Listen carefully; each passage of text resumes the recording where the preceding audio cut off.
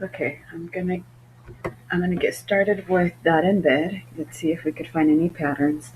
Again, all this extra information that I'm giving you, I'm hoping that if it's 100% new to you, that this is going to become more clear.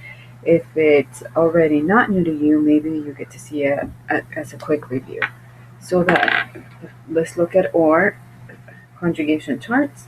I'd like to point out the places where that is going to be conjugated not incorrectly, irregularly.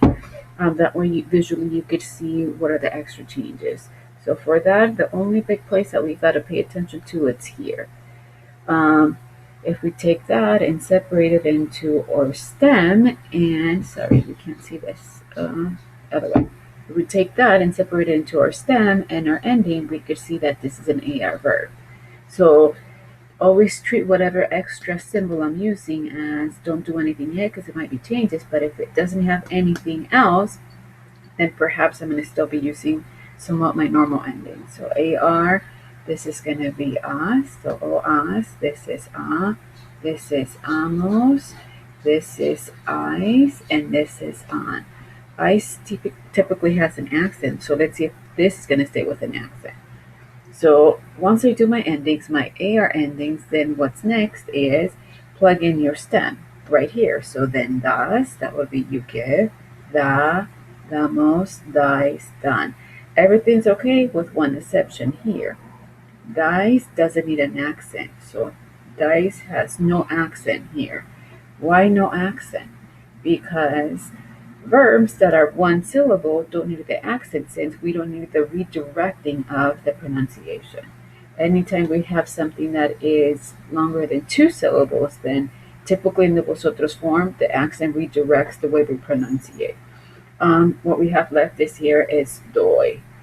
So the verb that is irregular for two main reasons: doy and the no accent part. Everything else you could kind of maybe still put together. So, but we still consider that irregular. So let's take a look at ver. Ver separated into the two parts turns into B, which will be our stem. So let me redo this because it looks a little funky. B, which is our stem, ER, which is or type of verb. So an ER type of verb. So big changes here. It's going to be the yo form, and here because of the no accent. So this turns into veo.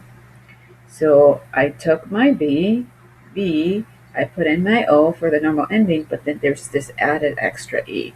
We didn't have this E on the stem to begin with because the stem is what we pull to start conjugating. And here we ended up taking an extra E.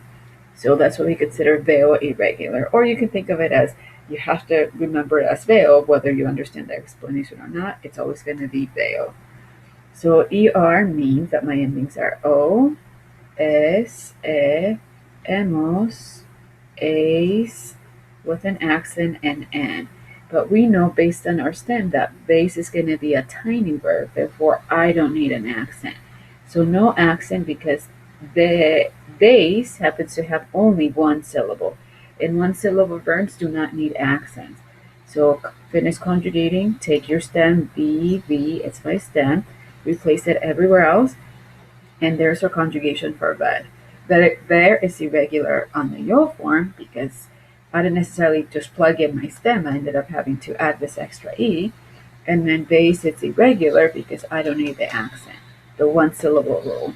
So that and ver, two very common verbs, to give and to see.